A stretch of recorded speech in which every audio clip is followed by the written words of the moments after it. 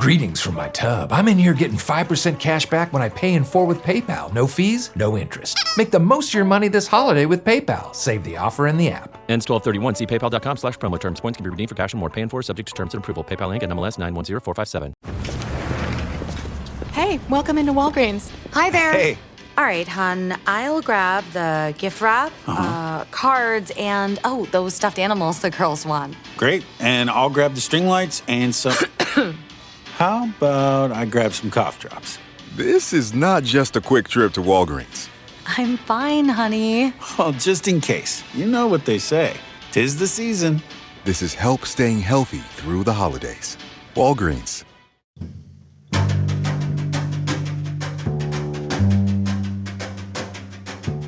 This is Addiction Medicine Journal Club. I'm Dr. Sonya Tredici. And I'm Dr. John Keenan. We believe that addiction is a disease that can be treated, and we want to help you stay up to date with the latest research that you can use in your addiction medicine practice. This podcast offers Category 1 CME credit through MyCares and Michigan State University. The links for the CME are in the show notes. This week, we're going to be discussing smoking and recovery from substance use disorder. John, how are you doing? I'm incredibly tired. I'm currently like in school working. And have you ever had a house renovation? Yes, but nothing major. This is like first world problems, but they're redoing our kitchen and living room, like knocking down a wall, and we don't have a kitchen or anywhere to like live anymore. It is awful. And if you look behind me, my office at home looks like a food pantry. Is that the new kitchen in your house? Is your office? This is the new kitchen and an Instapot. And yeah, it is awful. Gosh. I'm like a week and a half in. And oh my gosh. Chaos. So much takeout. Now, my wife is a health nut, so like she won't let us do that. Like the idea of having pizza like once a week is like a no-no. So I have to like leverage for pizza once a month. Well, your kids will thank her later. Or closet pizza when no one's around. Secret pizza. I don't know. If you have to do something in secret, if you can't be honest about it, maybe you have a problem. Well, for most things, I don't know about the pizza part of it, but I think it's the one thing I might be okay with. All right. How about you? What's up with you? Not much. Doing fine. So anything in addiction in the news you want to talk about this week? Yeah, I got kind of an interesting article from Reuters. By the way, I feel like they keep having like the best like kind of hybrid articles, like part like scientific, part like lay press. I really do kind of appreciate their editorials. And this one's called Exclusive U.S. FDA to Fast Track Nicotine Pouch Review Amid White House Pressure. And it's interesting, just kind of the state of where we are, that this is like an FDA priority, right? So this is where we are from a health institution. So the FDA is launching a pilot program to fast track review of nicotine pouches from PMI, Altria, BAT, and Turning Point brand. So a lot of these ones are ones that you're probably very well aware of, like Zyn, Altria's On, Reynolds Velo Mini, and Turning Point's Frey and Alp. And so these are kind of like these nicotine pouches that everyone is kind of using right now. And interestingly, if you saw the Senate confirmation hearing of RFK Jr., he was putting pouches in his mouth throughout, which they kind of very much so think were these Zyn pouches he was using throughout the hearings.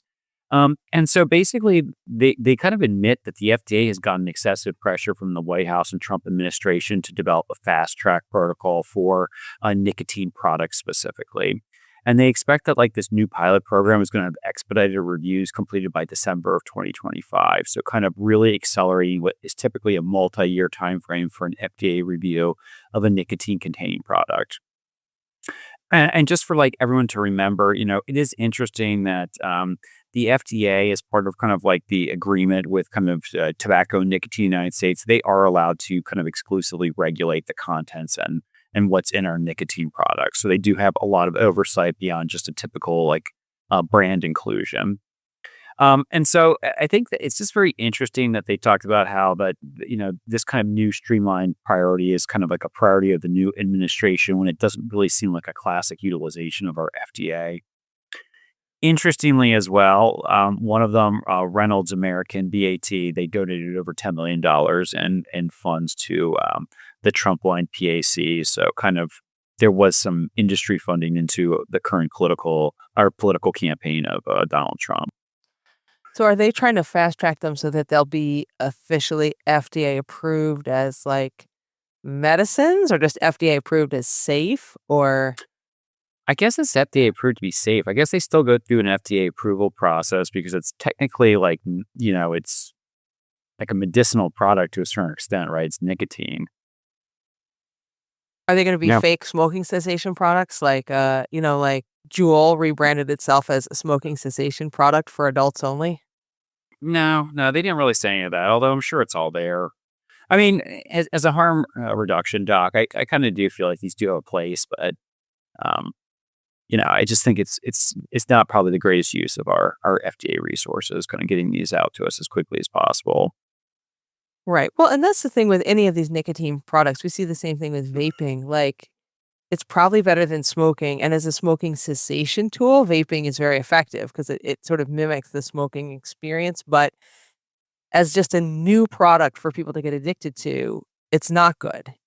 Tons of people now just vape as their addiction, not just vaping as like to quit smoking.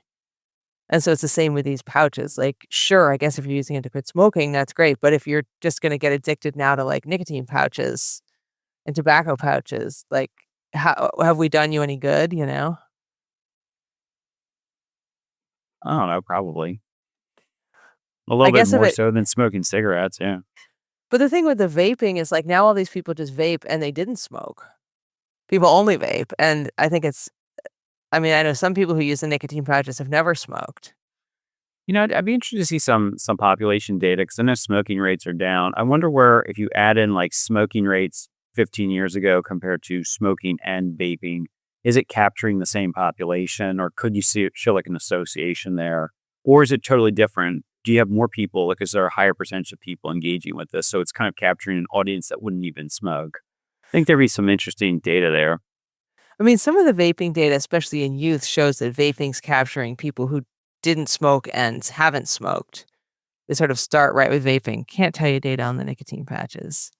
Yeah, but I mean, you captured youth before people smoking cigarettes behind the gymnasium and school, right? I feel like there's always a capture product. I would be interested to see if the capture product is higher than what we Yeah. previously did.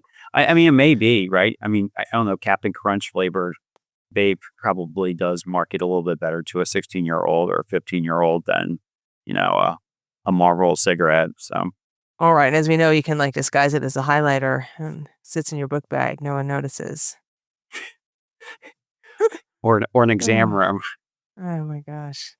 So I was also wanted to talk to our listeners about the FDA, but the FDA and alcohol. So you've got like FDA and nicotine. I've got FDA and alcohol. I wanted to point everyone towards an article in Vox about the place of alcohol in the new FDA dietary guidelines, because it's not just drugs, it's food, FDA, Food and Drugs, which is, of course, now controlled by the MAHA people.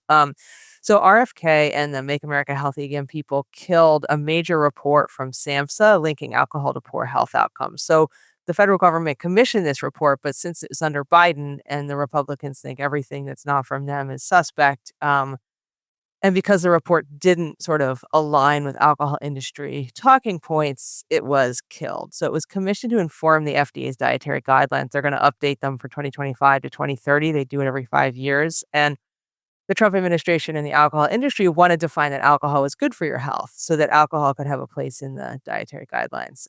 But that's not what the report said. So they declined to release it.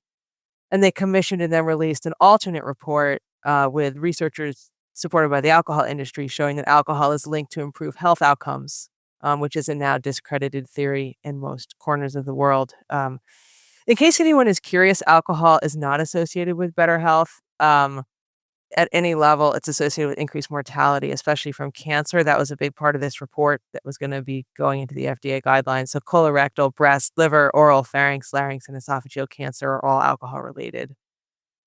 But the thing that really pisses me off is that, the lobbyists from the alcohol industry claim that the authors of the studies were biased against alcohol, and that's why their report should not be included, because the studies showed that alcohol causes harm. But information is not biased just because you don't like it. It's biased if your information deviates from the truth and leads you to an inaccurate conclusion because of external factors. The current White House feels that anything that disagrees with it is biased, but that is not true. Biased means you're going farther from the truth.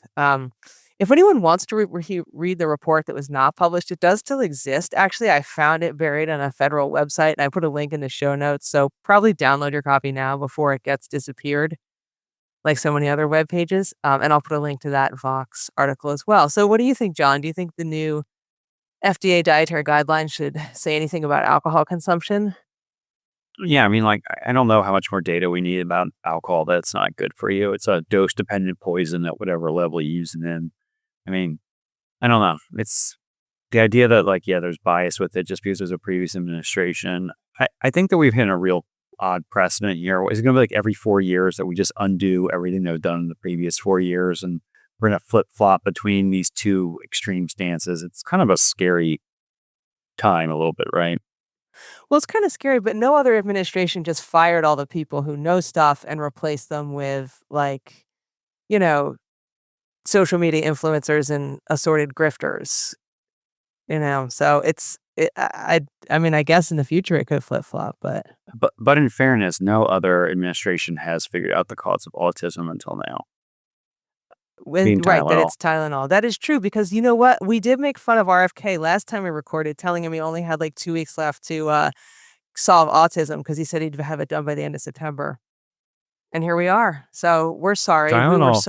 We were so wrong. We were so wrong, RFK, about your abilities. All right. All right, sorry, listeners. A little bit of a rant there. John, do you want to tell us about your article? Yeah. No, so my article, it's not super groundbreaking, but I think it's interesting. It's a concept that comes up quite a bit. And certainly I'd love to hear some listener feedback afterwards. So the article is called Cigarette Smoking During Recovery from Substance Use Disorder. It was from JAMA Psychiatry from August 2025. So background, smoking still remains the leading preventable cause of death in the United States, despite declining rates. Smoking rates remain high across all groups, especially those with non-tobacco substance use-related disorders. Individuals with substance use disorder have a higher risk of dying from tobacco-related causes. That was always kind of my favorite question to ask the residents when they rotate with me, or my favorite kind of board question was like, what's the number one cause of death of injection drug users? And it's actually, as a whole, tobacco-related complications, not injection drug use. Tobacco use is often untreated or ignored in health facilities treating substance use disorders. So I know that this has been controversial in the past. Kind of recent SAMHSA guidelines have kind of talked about incorporating tobacco cessation or tobacco use disorder treatment as part of kind of inpatient treatment standard of care in the most recent updates. Interestingly, about 48.5 million people in the U.S. had a substance use disorder in the past year, and 35.8% of them currently smoke. So almost 40% of people that meet criteria for substance use disorder smoke, which is about 4 times that of the overall U.S. average, which is 9.9%. I'll be honest with you, when I read that figure about like 35.8%, I actually feel that feels low to me, to be honest, from what I see kind of in my clinical practice. I feel like most of my patients in recovery are smokers to some extent, although I guess a lot of them vape now too. Right. Recovery from both substance use disorder and smoking are key public health priorities. And, previous studies have showed that, there doesn't seem to be a causative factor here, but there does seem to be some data that patients that also quit tobacco products do better in terms of substance use. Although these were like really kind of like not great studies, more like population level or kind of case series, not kind of a large database or randomized controlled trial showing this. But there is some previous data suggesting that kind of recovery globally from all substances simultaneously may improve outcomes. So what's the clinical question is, do changes in cigarette smoking predict substance use disorder recovery over time? And that's accounting for between-person confounders. So kind of does change of smoking status actually affect how likely you are to recover from your primary substance use? The study design here, so this is a longitudinal cohort study of 2,652 U.S. adults with a history of substance use disorder from the PATH, which is the Population Assessment of Tobacco and Health Study. examining the association between quitting smoking and substance use recovery. A little bit about this PATH study. It's an ongoing nationally representative longitudinal cohort study of U.S. adults. It's interesting. It's stratified and it actually kind of oversamples tobacco users, young adults, and Black individuals, kind of groups that were kind of historically thought to have higher rates of tobacco use. There's 4 waves of it. Wave 1 was recruited in 2013 to 2014, all the way up until annual recruitment ended at wave 4, which is 2016 to 2018. And they did do like some additional like replenishment cohorts throughout as people were lost to follow up. So the specific population that's kind of looked at here is this 2,652 U.S. adults that are aged 18 and above with a history of substance use disorder from this PATH study wave 1 cohort. So that's the first cohort from 2013 to 2014. And when they actually conducted the sensitivity analysis, they added in 3,340 additional participants from the second wave. A little bit of inclusion criteria. So they were adults in wave 1 of the cohort. They had a lifetime history of a substance use disorder, so kind of both current and in recovery substance use disorder. You had to have all available longitudinal data to be present to be included from this and the analysis. You had at least 2 waves of adult data during the study period.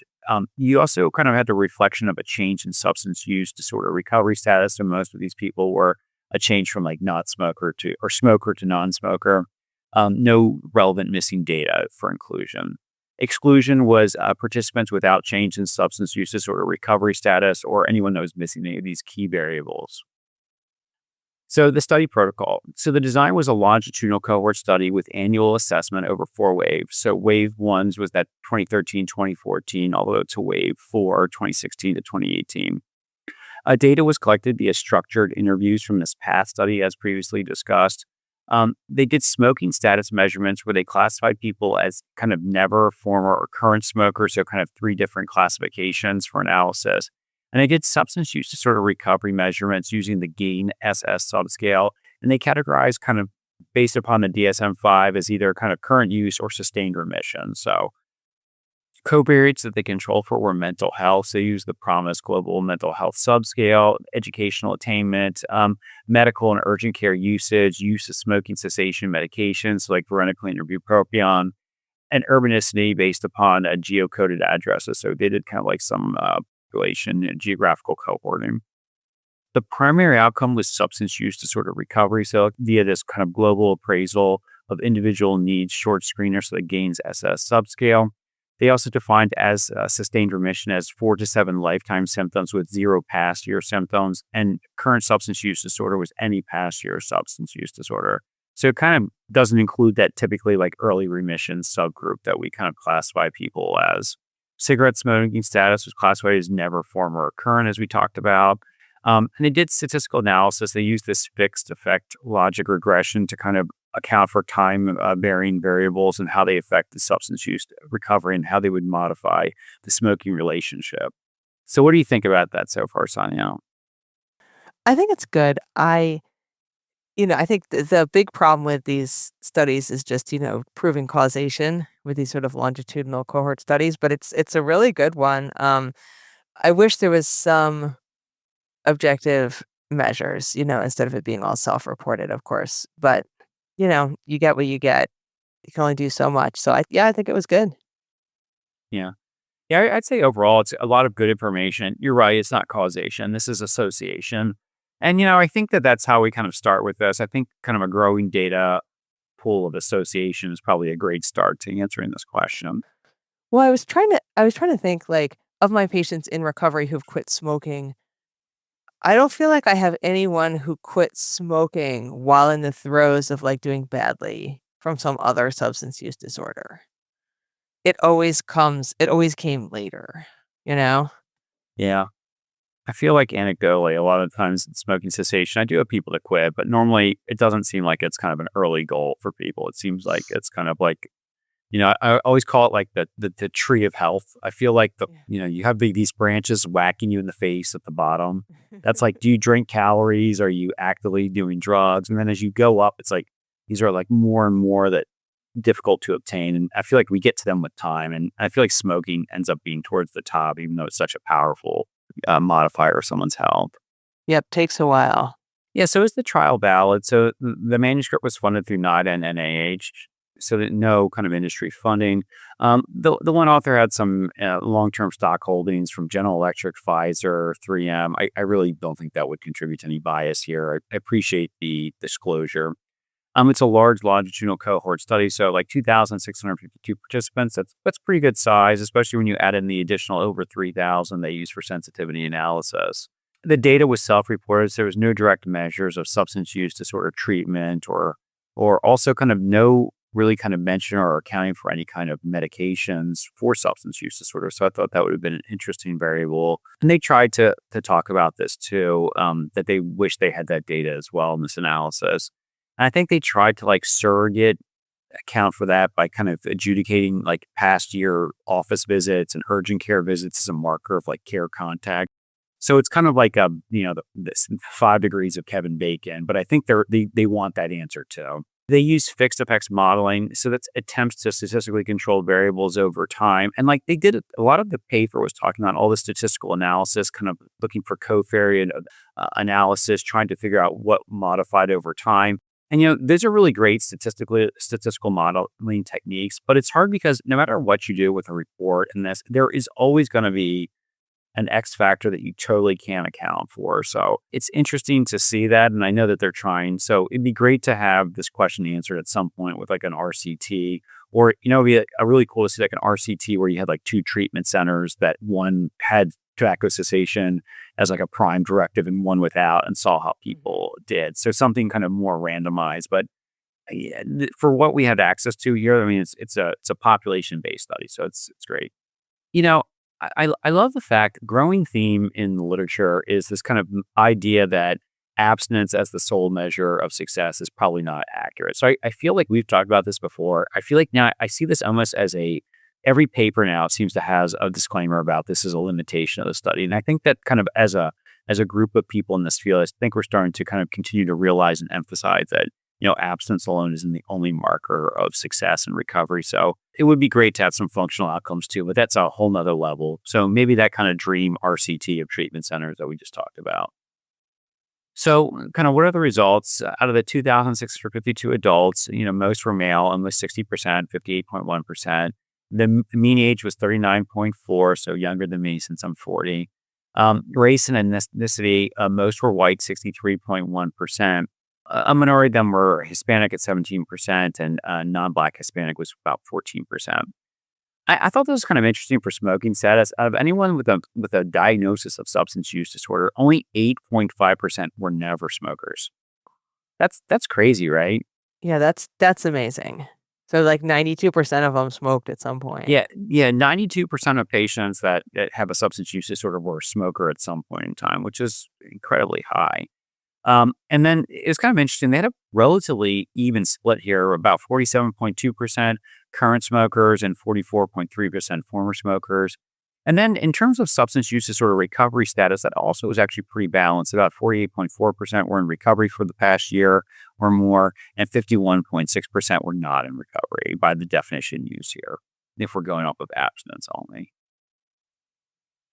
So, the primary outcome, what they looked is like, what's the odds ratio kind of the association with in-person change. So like if a person went from a current to former smoker during their recovery, what was their chances of increased substance use disorder recovery? And kind of interestingly, adjusted and unadjusted both, there was a statistically significant association here where there was a slight improvement in terms of your odds ratio of recovery if you did have a transition from a smoker to non-smoker status. So the unadjusted odds ratio is 1.42 and the adjusted was 1.3. So kind of a mild effect size.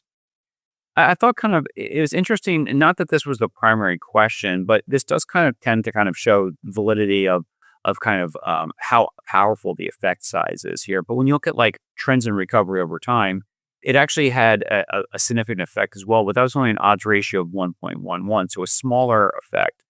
And that's very interesting because you look at some substance use disorders, like for example, like alcohol use disorder, and actually, the most common recovery outcome is actually kind of non-abstinent recovery, right? Just over time. So kind of the disease kind of burns out. That's the most common recovery course, not the one that everyone takes But certainly, so time we know is a powerful factor in recovery for people. And then we know that someone's mental health is also really important. And mental health improvements association with recovery was only an odds ratio of 1.04. So it's kind of interesting in this particular trial, kind of changing from non-smoker or smoker to non-smoker was basically 50% more effective in terms of odds ratio than just time or improvement of mental health, which I think that means more to me than the other two outcomes. Well, it's such a powerful connector. I guess again, what's the cause and what's just a correlation, you know? Like, quitting smoking is so hard that I feel like only my patients who are doing really well do it. And those who are struggling with their recovery and struggling with everything tend not to quit smoking. That's just my gut feeling. So I don't know if it's the cause or just a sign that you're doing really well if you can quit smoking. Yeah, I also thought it was interesting. Educational level, medical visits, ED visits, and medication usage for smoking cessation were not significantly associated with substance use disorder recovery. So I was kind of surprised that all of that had kind of no bearing whatsoever. So it really seems like it's like the willpower recovery too when you take out the smoking medications, right? Hmm. So I guess kind of at the end of the day, like, does this help me with patient care? It doesn't. This isn't practice changing for me, right? I think that like when someone comes to me, I don't just do their buprenorphine or their treatment, right? I always tell them I have like a spiel in the beginning. And I'm also their primary care doctor. Like we do pap smears, order mammograms. I do birth control counseling, blood pressure control, treat hepatitis B or hepatitis C, treat their HIV. Like I really do look for a holistic approach when they're at the office visit. And smoking is more powerful than any of the things I just discussed, right? So like this is something that I talk a lot about. I do think that it's interesting that there seems to be like a pervasive feeling in the recovery community still that kind of de-emphasizes this in the early stages of recovery. And I guess not that it's practice change. I guess what would it take to kind of change the narrative on this for people in that community and in this industry to feel like that this is an equal part of someone's kind of recovery and how to get them to like improve their health and well-being? Right. Well, fast tracking more nicotine products isn't it? Yeah, I mean, I sort of agree. I had read some personal experiences, writings of people in recovery about their thoughts about smoking and feeling, are you really in recovery if you're still addicted to nicotine, controlled by nicotine, ruining your health, spending your money. I mean, people meet the definition of substance use disorder for tobacco pretty much right off the bat if you're a smoker, you know? So, are you really in recovery? But then again, of course, who are we to say what it means to really be in recovery? Yeah, it's an interesting question. I don't know. And not only do I like, it's funny, I take care of a lot of people. Like a lot of people recover and then what do they do as a job, right? A lot of them work in recovery field, right? I feel like I Mhm. have a lot of patients I take care of that are not, that are like, they're recovery advocates of some degree. And a lot of them do smoke. And, I talk to them about it and it's very interesting. It's still very de-emphasized. I think it's almost like I hate to use the word, but it's like the flash and the sex appeal of like overdose, right? That's like a very kind of dramatic event. Like it's very like PTSD inducing, right? And even though that's kind of not the most likely issue with someone's adverse health, it's still something we worry about. It's kind of this slow burn that people don't really feel, right? It's because you don't see it on the day to day. You don't see these dramatic cases that people tend to kind of die over decades, not very abruptly. So I just think it Right. has a different stigma behind it. It's legal, You're not ruining your life in that sense to be a smoker. Yeah. Yeah, no, I agree. I'm a huge nag about smoking for all my patients, and they've just come to expect it. And I've had a few who've said bluntly, "Please never talk to me about this again." And I said, "Well, I have to put a note in your chart because I'm not going to remember. When I smell tobacco, I'm going to have to bring it up, but I'll do my best to try not to mention We're still going to talk about it again at this office it." at some point. Maybe it won't be next time, but we'll be back. We'll circle back. Oh my gosh. Well, John, thank you for presenting this interesting article. I think it really does emphasize though the importance of, of just cleaning up your life in general, and there's more to doing well than just stopping the sort of primary drug that you were struggling with. So that's it. Thank you for listening to the Addiction Medicine Journal Club. The best part of any journal club is a conversation, and we want to hear what you have to say. So please send us comments on this article, especially if you have thoughts about smoking in recovery. You can send us comments on social media, email, join our Facebook group. The links are in the show notes. Original theme music composed and performed by Benjamin Kennedy. Audio editing by Michael Bonanno. CME support from My Cares, produced by Dr. Patrick Beeman and Ars Longa Media. Addiction Medicine Journal Club is intended for educational purposes only and should not be considered medical advice. The views expressed here are our own and do not necessarily reflect those of our employers or the authors of the articles we review. All patient information has been modified to protect their identities. Thank you for being part of the conversation. Have a great day.